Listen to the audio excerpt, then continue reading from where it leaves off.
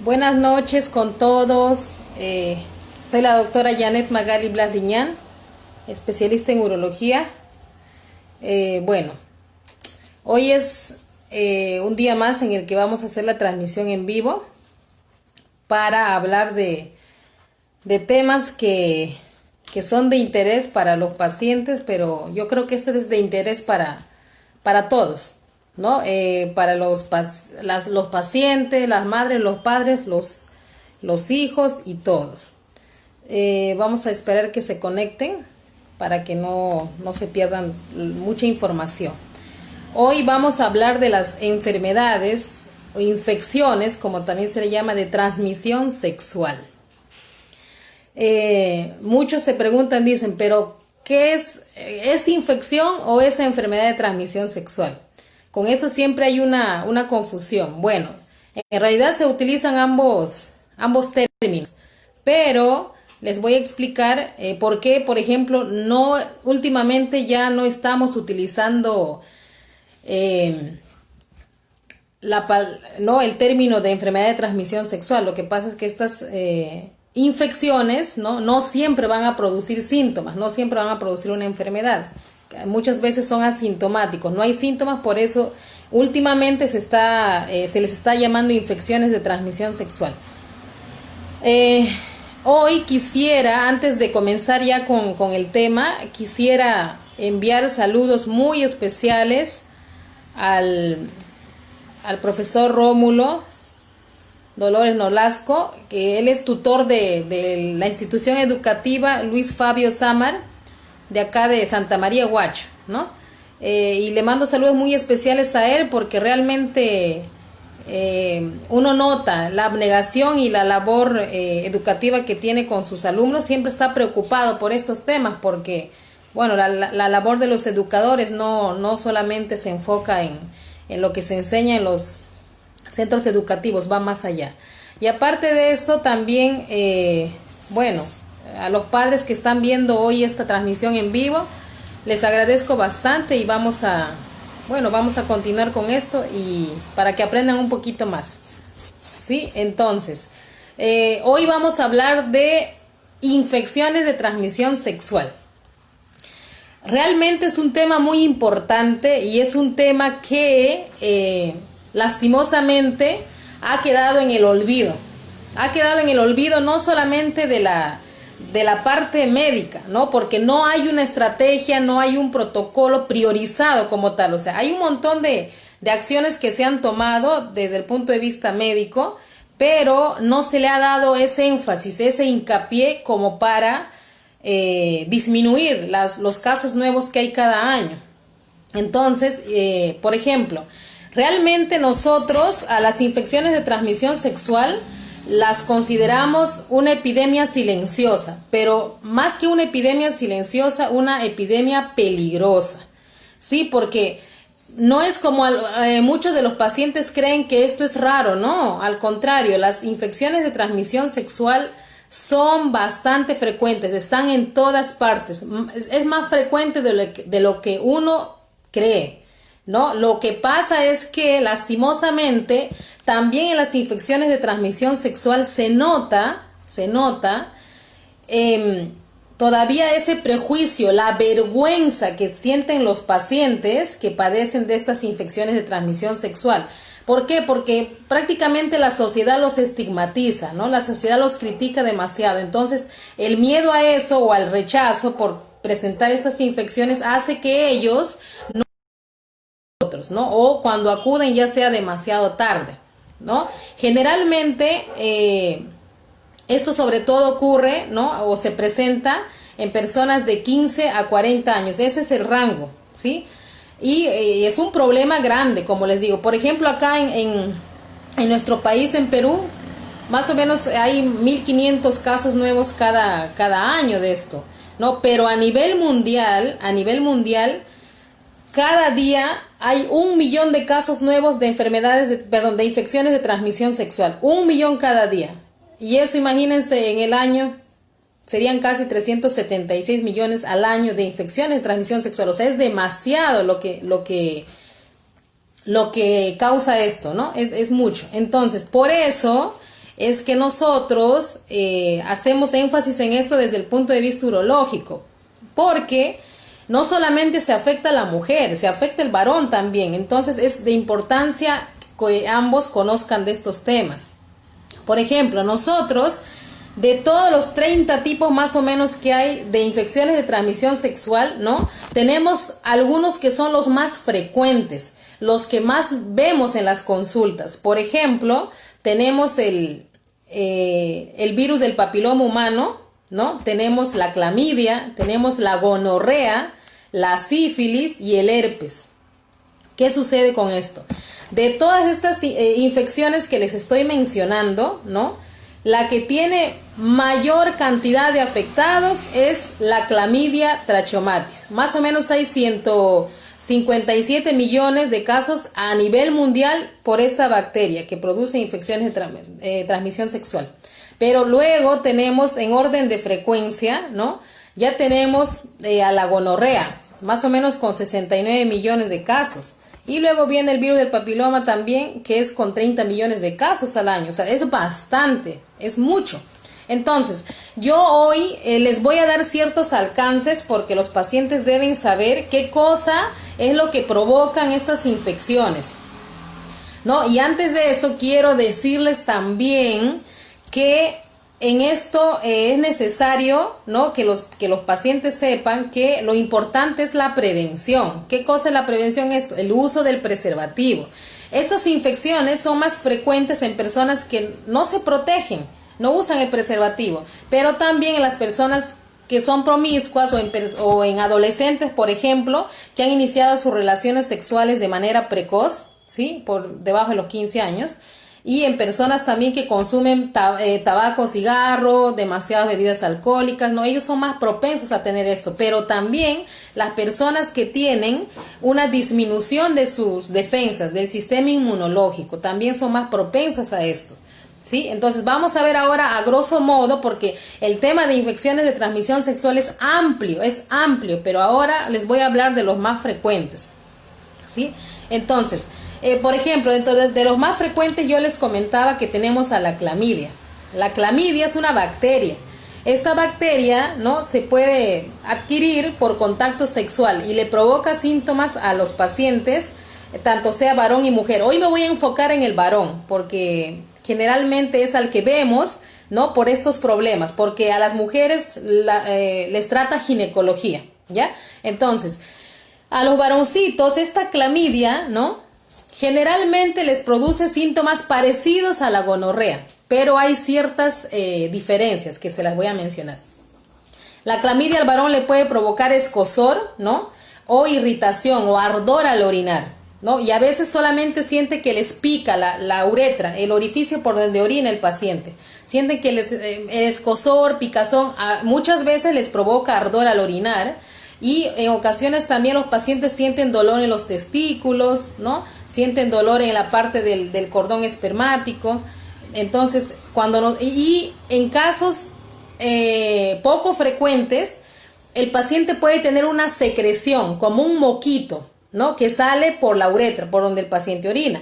Ese moquito puede ser amarillo blanquecino, pero generalmente no es verdoso como en la otra enfermedad de las que yo les voy a hablar. Y esa secreción, ese moquito, no sale con tanta abundancia. En las mañanas el paciente se levanta, ¿no? El paciente se levanta y siente o ve que le sale un poquito, es como una lechecita, ¿no? Amarillo blanquecina. Pero muchas veces lo deja pasar. El paciente cree que, bueno, le ha ocurrido en una ocasión y que eso va a desaparecer solo, pero pasan los días y continúa con eso. Esto aparece en un paciente más o menos después de haber tenido un contacto sexual de 4 días más o menos a 2 semanas. En la mayoría de estas infecciones de transmisión sexual, el periodo de incubación, o sea, desde que el paciente ha tenido el contacto sexual con una persona infectada hasta que aparecen los síntomas, varía, algunos en 2 días, ¿no? Otros en 4 días, 7 días, 14 o 21 días, ¿sí? Pero es en ese rango. Ahora, muchas veces el paciente varón no viene cuando esto le ocurre por primera vez. Espera que pase un buen tiempo, espera que pasen meses y recién viene con nosotros, ¿no? Nosotros le hacemos estudios, Sobre todo, al paciente que se le hace estudio de esa secreción del moquito es al paciente que viene más o menos a los 4 o 7 días de haber tenido esta secreción. Les hacemos estudios de laboratorio y les ponemos tratamiento. ¿Qué pasa? Nosotros a los pacientes les recomendamos acudir a urología porque no todas las infecciones se tratan de la misma manera y muchas veces estos pacientes que han tenido un poquito de secreción creen que pueden ir a una farmacia a comprar un medicamento y ellos mismos curarse. Eso no es así, esto lleva a un proceso crónico, o sea, se va espaciando en el tiempo y hay empeoramiento. Esta es la clamidia trachomatis, ¿sí? De la que yo les estoy hablando, pero no hay otra enfermedad más frecuente y que tiene más síntomas que se parece a esta. ¿Cuál es? La gonorrea o blenorragia. De ese me imagino que sí, la mayoría de los pacientes ha oído hablar. ¿Qué pasa con la gonorrea? Bueno, la gonorrea está producida por una bacteria que se llama gonococo. También el paciente lo adquiere por contacto sexual. El contacto sexual, como en la enfermedad anterior, no solamente me refiero al contacto vaginal, también puede ser por contacto anal o por sexo oral. Sí, esto que les quede claro, también por sexo oral pueden infectarse. Ahora, esta gonorrea produce algo muy característico, que es la secreción o el moquito verde. Es más verde que amarillo, es verde y muy abundante que muchas veces le mancha el calzoncillo a los pacientes, su ropa interior.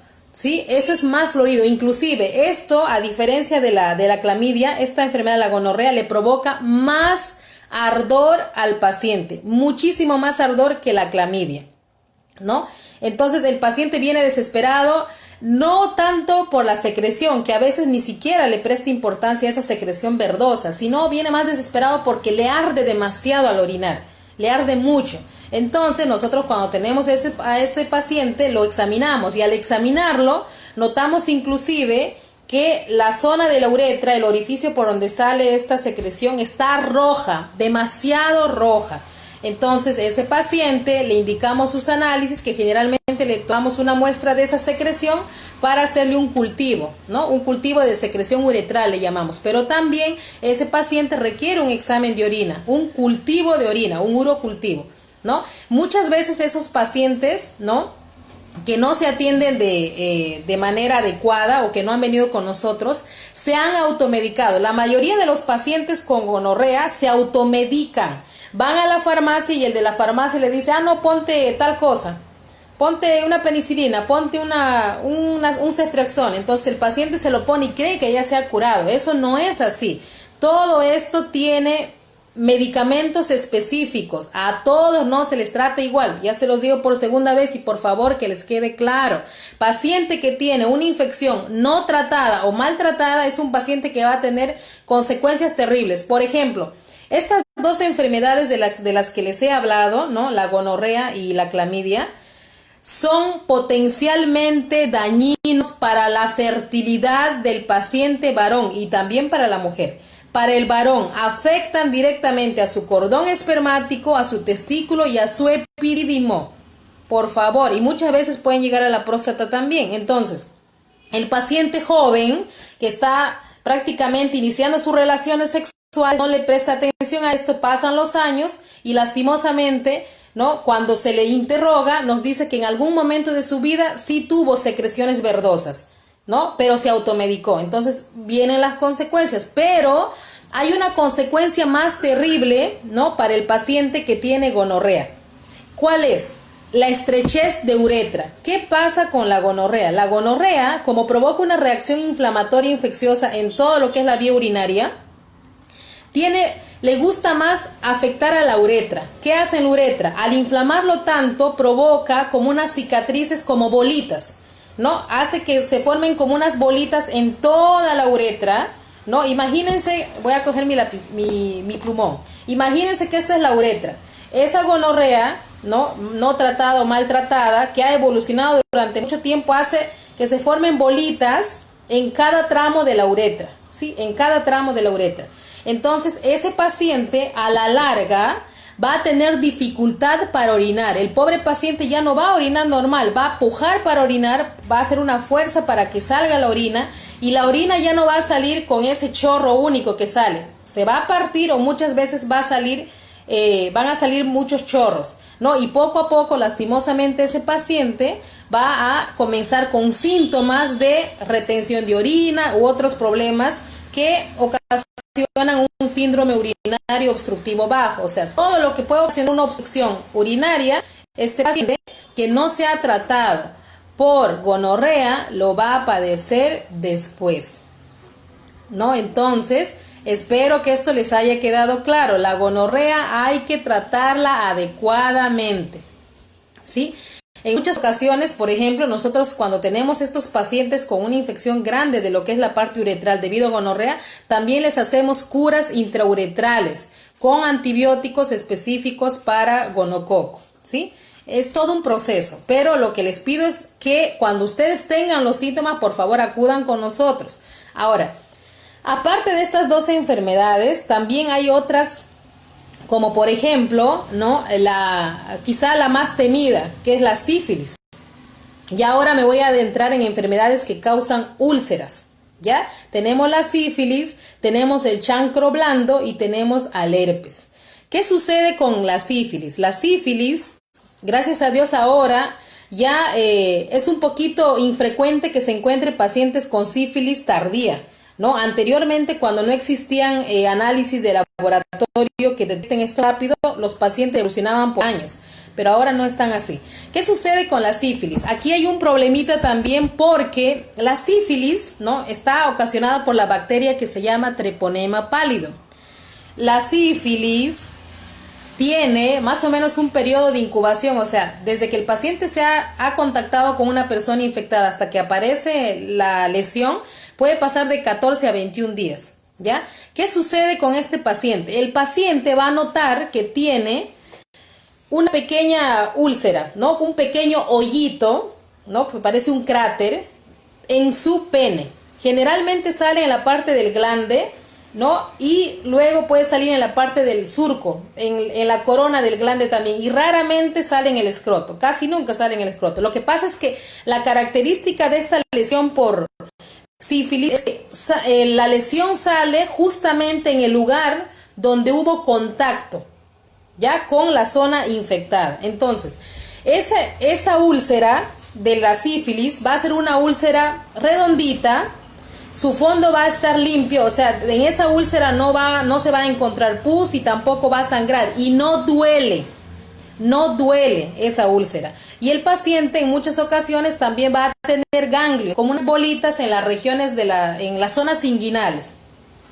Entonces, este pacientito en ocasiones puede sentir un malestar general, inapetencia, fatiga, es un poco raro. Lo que rápidamente sale en esta etapa es la úlcera. ¿Qué sucede?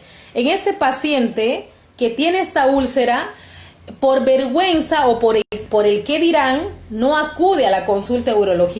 Entonces se queda ahí el paciente, pasa una semana, y en una semana esa úlcera puede desaparecer, porque nuestro sistema inmunológico hace que esa zona prácticamente todo se neutralice, elimina a las bacterias. Y el paciente cree que se ha curado, ¿no? Entonces dice, yo ya me he curado, ya no tengo que ir a la consulta, porque en una semana y a veces hasta 6 semanas puede estar ese chancro, llamamos también, esa úlcera. ¿Qué sucede? Viene una segunda etapa que le llamamos sífilis secundaria, y en esta etapa el paciente ya siente, ¿no?, otro tipo de malestares, ¿no? Generalmente siente inclusive dolores de cabeza, falta de ganas de hacer sus actividades y demás, pero nota que aparece algo muy típico. ¿Y qué cosa es ese algo típico? El paciente va a notar que en todo el tronco, en esta parte del cuerpo, le salen como unas erupciones, como si fueran sarpullidos, ¿no? Como unas manchas rojas o rosadas en toda la parte del tronco y el abdomen. Pero también pueden salir en la palma de la mano. En las palmas de la mano tienen la característica que son rojas, pero también es como si se descamaran, ¿sí? Entonces, en la planta de los pies sucede lo mismo. Entonces, ese paciente ya nota que tiene otras reacciones, y esa es otra de los signos que hacen que el paciente venga a urología. De lo contrario no viene. Entonces cuando viene ya nosotros nos percatamos que el paciente tiene eso y le indicamos sus análisis por si acaso. Para hacer el descarte de sífilis tenemos el PDRL o RPR, ¿no? Y ahora sí es más fácil en la vida. Pero ese paciente que sigue con la vergüenza muchas veces se sigue quedando en la casa, a pesar que le ha salido el chancro, a pesar que tiene las lesiones del cuerpo y demás, no acude. O sea, ese es el otro grupo de pacientes que no acude a la consulta. ¿Qué sucede? Este paciente va a tener estas lesiones que pueden desaparecer más o menos en 3 semanas. ¿Y qué sucede? Va a continuar con su infección por sífilis más o menos 1 año, le llamamos sífilis latente. Ya después del año el paciente no es infectante, pero ¿qué sucede? Durante todo ese tiempo que el paciente ha estado sin tratamiento, ha infectado a su contacto sexual. ¿Y qué sucede? Aquí la peor parte muchas veces también se lo lleva la mujer, por el tema de que cuando queda embarazada, por ejemplo, la mujer puede tener abortos espontáneos, o el niño, ¿no? El bebé también se puede contagiar de esto, o muere. O sea, no solamente es la consecuencia para el varón, está para la mujer y para el producto de la concepción si ya son una pareja estable y quieren tener hijos. Esa es la gran importancia por la que nosotros siempre queremos prevenir sobre todo esta enfermedad, que es la más triste porque no solamente provoca este tipo de consecuencias, sino hay pacientes que tienen consecuencias en el cerebro, la médula espinal, a eso le llamamos neurosífilis. Los pacientes muchas veces tienen crisis de epilepsia, ¿no? Parálisis en ciertas zonas del cuerpo, pueden tener ceguera, ¿no? Pueden tener afectado el corazón, que le llamamos sífilis cardiovascular. O sea, esta enfermedad puede afectar todo el organismo, todo, el hígado, el vaso, todos los órganos son afectados por una sífilis que no se ha tratado adecuadamente. Así que por favor, cuando ustedes noten esa úlcera o ese chancro, aunque desaparezca, tienen que venir a urología. Ahora sí hay pruebas para poder detectar eso, por favor. Ahora, así como esta enfermedad, ¿sí? Esto tiene cura, por si acaso. Esto, al igual que las otras enfermedades de las que les he hablado, tiene cura. Y eso es lo más ventajoso. Lo que pasa es que los pacientes no acuden a la consulta y dejan que pase mucho tiempo. Entonces, aparte de esto, tenemos otro que se parece a la sífilis, que se llama chancro blando, ¿no? O chancroide. Es una enfermedad producida por una bacteria que se llama Haemophilus gayi. ¿Qué sucede con esta enfermedad? Produce una úlcera, ¿no? Parecida a la de la sífilis, pero ¿qué cosa es lo que lo diferencia? En la sífilis generalmente el chancro es una sola úlcera, pero en el chancro blando, en el chancroide, pueden ser una úlcera o más, o a veces salen pequeñitos, se juntan y forman una úlcera grande. Pero ¿qué sucede? Este hoyito, este cráter, ¿no? Lo diferencia del otro, que esta úlcera, este cráter de chancroide, va a tener una coloración gris con pus y puede sangrar, pero también duele.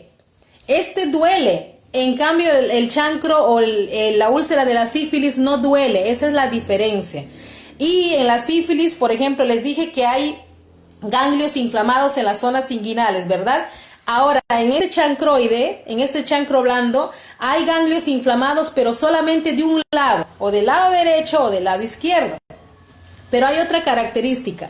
Estos ganglios pueden supurar, o sea, esos ganglios también pueden excretar pus, puede salir pus de esos ganglios. Y eso es algo muy característico, o sea, para que el paciente no se dé cuenta de eso, ya es algo inaudito, o sea, no lo podemos aceptar. Ese paciente tiene que acudir a la consulta. Esto también tiene cura, ¿sí? Nosotros tomamos cultivos de la lesión, ¿no? De la secreción, lo llevamos al laboratorio, etcétera. Tiene cura. Ya más o menos aquí ya ustedes van aprendiendo cómo se diferencia uno del otro, ¿sí? Entonces, estas dos enfermedades se parecen mucho, pero tienen características precisas, como les dije, y que no se olviden. Y así como al varón le sale en la zona donde se ha contactado sexualmente, a la mujer también le puede salir.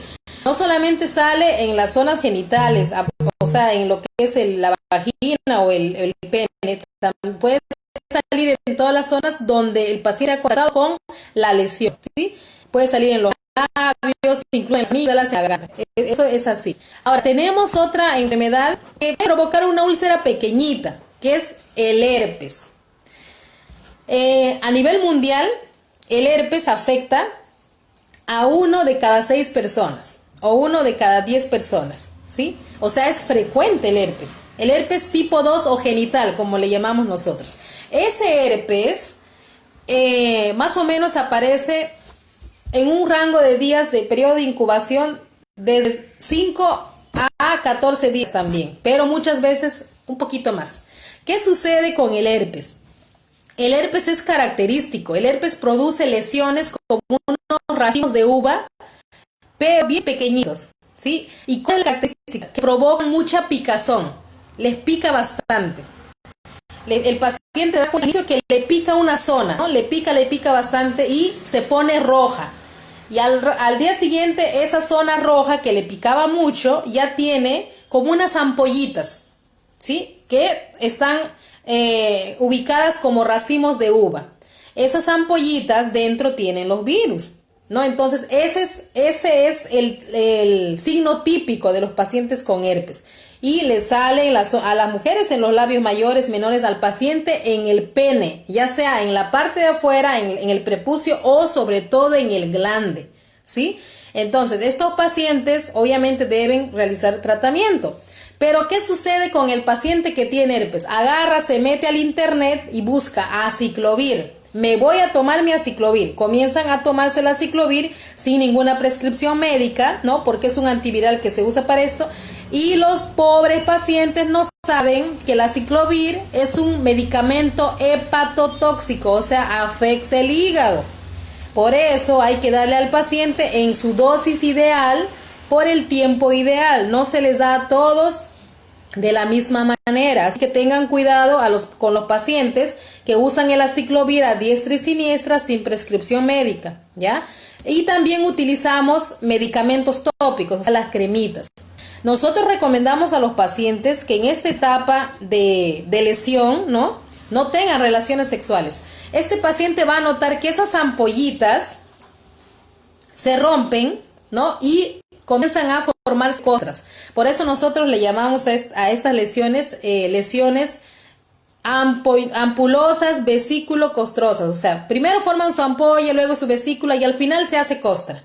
Entonces, la mala costumbre del paciente es que quiere romperlo él mismo. Al romperlo, ustedes hacen que el líquido que está dentro de cada lesión se esparza.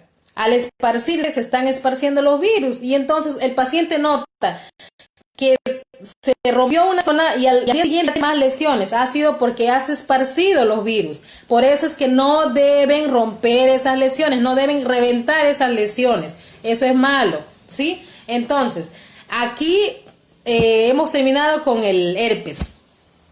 Como les digo, les estamos hablando a grosso modo y para que ustedes entiendan, ¿sí? Ojalá que sí, porque muchas veces usamos términos médicos. Entonces, hasta aquí con los herpes. Pero ahora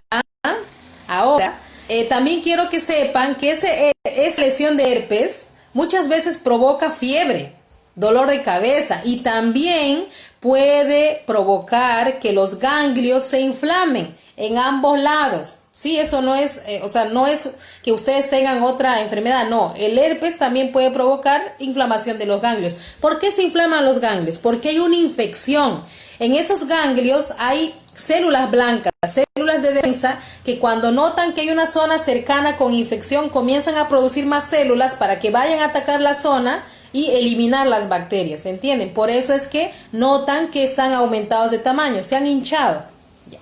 Entonces, ahora les voy a hablar de otra enfermedad bastante frecuente. Una de las infecciones de transmisión sexual que tiene 30 millones de afectados al año. ¿Cuál es? El virus del papiloma humano o VPH, ¿sí? Con este virus del papiloma humano estamos luchando casi a diario. ¿Por qué? Porque se ha convertido en una de las infecciones de transmisión sexual que más está afectando tanto a varones como a mujeres. Pero, al igual que las otras enfermedades de transmisión sexual, muchas veces el paciente es asintomático. En todas las enfermedades de transmisión sexual que yo les he hablado hasta ahora, no provocan síntomas en todos los pacientes. O sea, lo más peligroso es no tener síntomas, porque sin querer o sin saber le estás infectando a la otra persona, le estás contagiando a la otra persona. Por eso es la importancia de usar preservativo. ¿Qué sucede con el VPH? El virus del papiloma tiene un periodo de incubación más o menos de 3 semanas a 3 meses. Muchos estudios dicen que también puede ser incluso hasta 9 meses o al año. Y hay pacientes que son asintomáticos, que nunca van a tener síntomas, nunca van a manifestar las lesiones que ocasiona este virus hasta después de pasados años. ¿Sí? Muchas veces hasta después de 2 años no manifiestan ningún síntoma. ¿Qué sucede con este virus? Este virus tiene tipos o le llamamos cepas diferentes. O sea, no solamente hay un virus, hay diferentes tipos de virus que se llaman virus del papiloma humano. Pero dentro de todos esos tipos hay 2 tipos que son cancerígenos. Son el 16 y el 18. Y los que más producen, por ejemplo, las verruguitas, que son las lesiones típicas de esto, son los tipos 6 y 11. Yo creo que con esto sí los pacientes están más familiarizados. ¿Qué pasa con las lesiones por el VPH? Son lesiones verrugosas que tienen la forma de un coliflor en miniatura. ¿Ya? Es así. Generalmente no son planas, generalmente son un poquito más, están un poquito más elevadas, son rugosas y tienen esa forma de un coliflor. ¿Qué sucede con esto? El paciente que muchas veces también intenta quitárselo con maniobras del mismo, ¿no? Lo que hace es que esparce también el virus y salen nuevas lesiones. Por eso no se les recomienda a los pacientes estar cortándose las lesiones, porque he tenido pacientes que cogiendo un cúter o algo, se lo han cortado y se han echado un ácido. Eso no se hace, ¿no? Lo que están haciendo es esparcir esto y aumentar las lesiones. ¿Qué pasa con estas lesiones? Lo más triste en los varones es que esta única lesión que comenzó, ¿no? Que apareció, comienza a diseminarse, ¿no? A aumentar en todo el glande. Generalmente salen en el glande, pero también puede salir en el prepucio. ¿Qué sucede? Muchas veces al aumentar tanto puede obstruir toda la uretra. Por la zona por donde ustedes orinan lo obstruye por completo también. Y en el peor de los casos, ¿no? Lastimosamente evoluciona hacia un cáncer de pene. ¿Sí? Son muy pocos casos, pero sí evoluciona hacia un cáncer de pene. ¿Y por qué pasa esto en unos y en otros no? Lo que pasa es que muchas veces la humedad de esa zona, que creo que yo ya les he explicado antes, la humedad de la zona entre el glande y el prepucio hace que estos virus comiencen a multiplicarse más y comiencen a crecer esas lesiones, ¿no? Y muchas veces el paciente no se hace adecuadamente y para colmo tiene humedad y lo que hace es que empeora esta situación. Muchas veces esas lesiones, esas verrugas se infectan también, ¿no? Y con la humedad adquieren un olor bastante característico y es un poquito fétido, que muchas veces incluso se siente a lo lejos, ¿no? Es como si se macerara esa zona. Entonces, por eso la importancia del buen aseo, ¿no? Y esto generalmente ocurre en pacientes que tienen el sistema inmunológico disminuido. Por eso yo siempre le digo a mis pacientes, cuando te salga una verruguita, acude a urología, pero lo otro, no se estresen, no se estén preocupando y además eliminen los hábitos tóxicos, señor, porque eso lo que hace es que el sistema inmunológico disminuya más.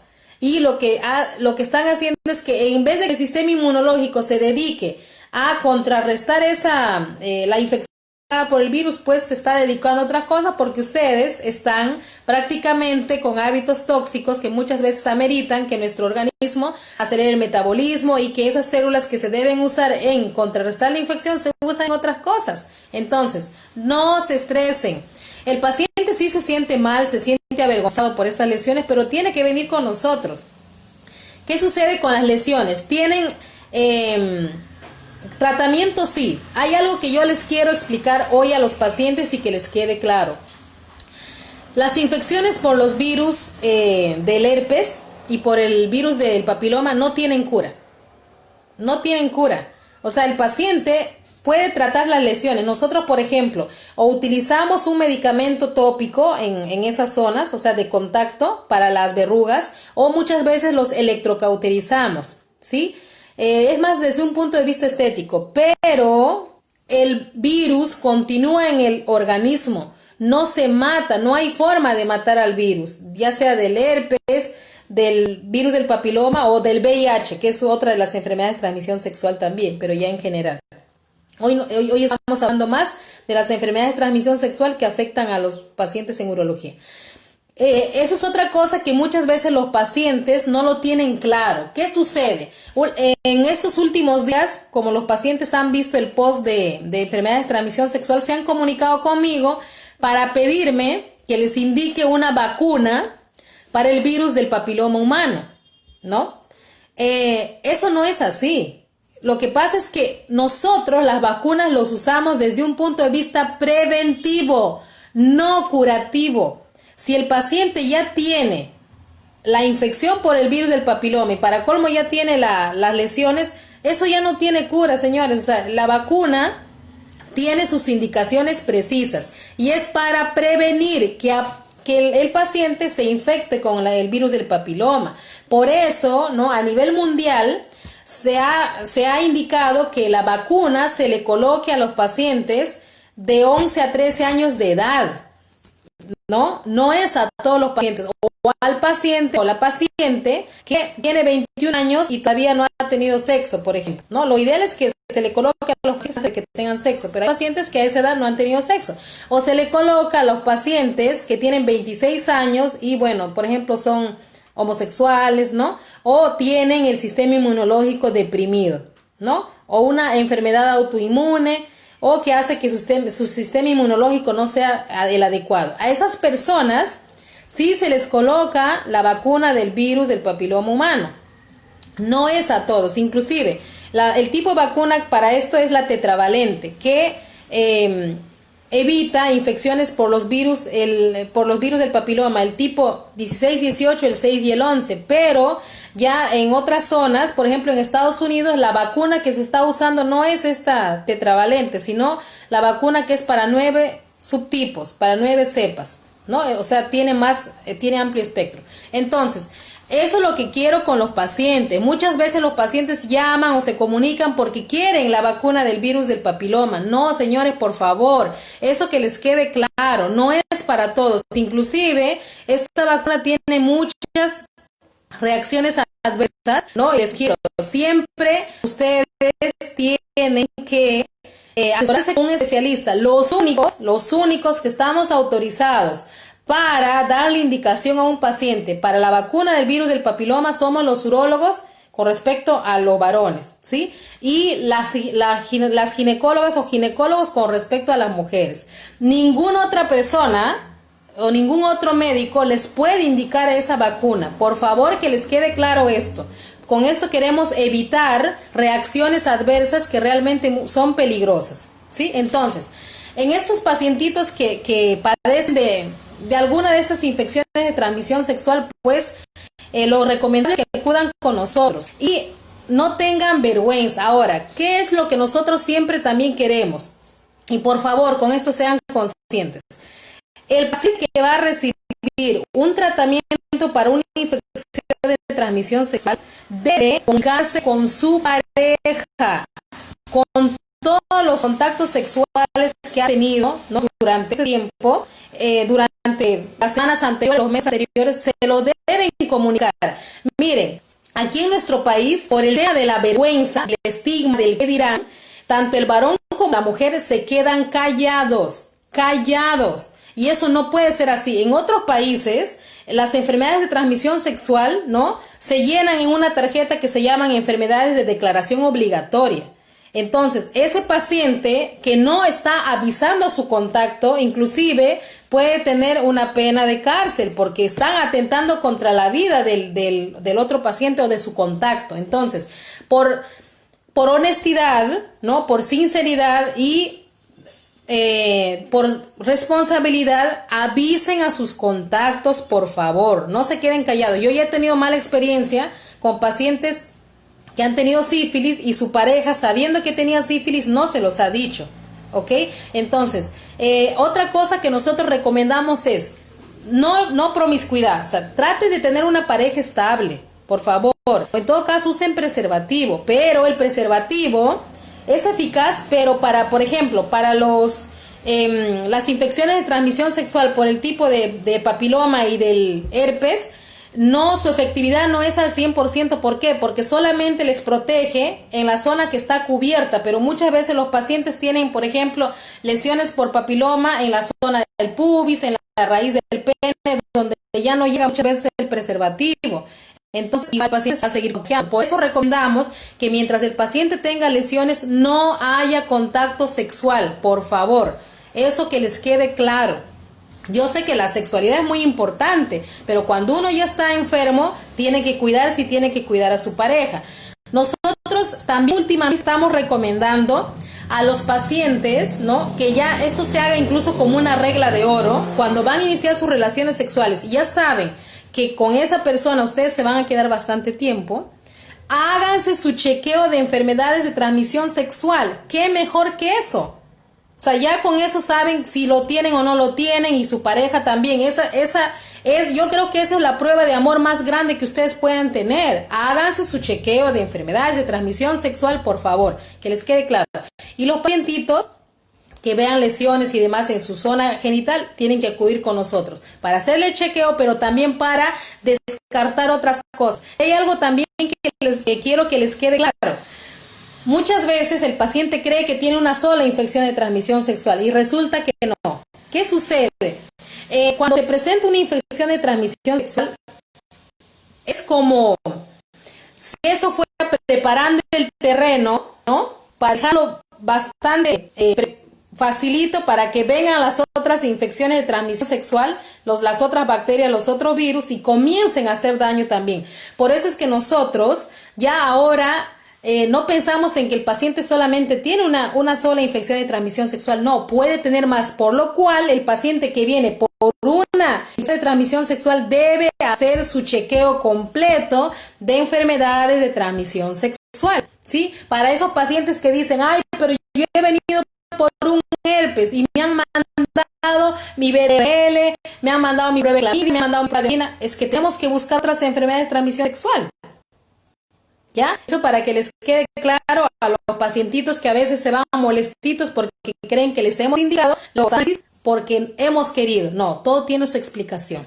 ¿Ya? Ahora, aparte de eso, también por favor, otra vez se los pido, no se automediquen, no lo hagan, por favor. Eso lo que va a hacer es que va a empeorar la situación o les va a dar una falsa sensación de que se han curado cuando no es así.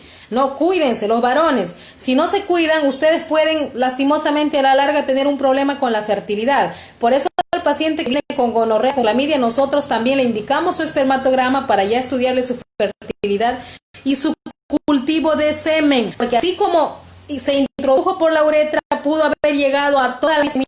Lastimosamente en muchos pacientes hemos encontrado esas bacterias en el semen. ¿Ya? Así que no es algo sencillo. Esto tiene sus complicaciones y lastimosamente a veces es a la larga. El paciente, sobre todo, y quiero que entiendan los pacientes adolescentes, que esto les puede traer consecuencias, porque cuando uno es adolescente muchas veces no le presta importancia a estas cosas. Por otro lado, nosotros como médicos lo que siempre pedimos es a los padres, ¿sí?, a los padres que hablen de esto. Que hablen de las infecciones de transmisión sexual, a los profesores igual. Lo que pasa es que muchas veces en un país como el nuestro, que vuelvo y repito y recalco, en un país tan conservador y tan prejuicioso como el nuestro, hablar de eso les provoca escándalo, les provoca vergüenza, y eso no puede ser así.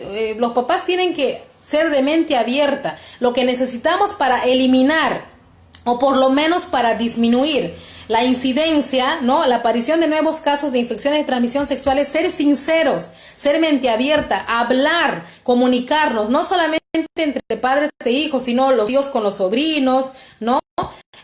Esa comunicación tiene que existir, porque realmente esto, de lo contrario, va a llevar a consecuencias, porque incluso hay muertes, por ejemplo, en pacientes que han tenido sífilis, o los pacientes que tienen gonorrea.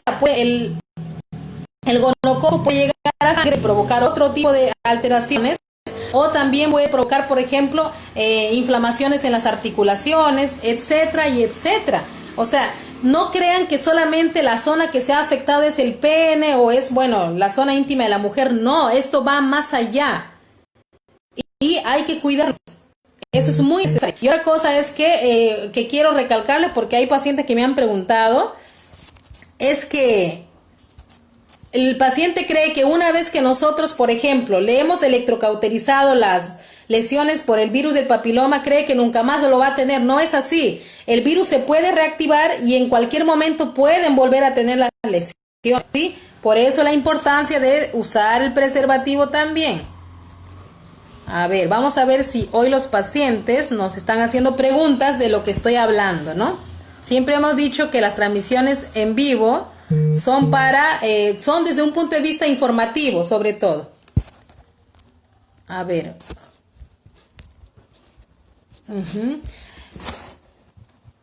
Gracias por los saludos a todos los pacientes que se comunican con nosotros, sobre todo a los pacientes como a los padres de los estudiantes de la institución educativa Luis Fabio Samar Jurado, de aquí de Santa María de Huacho.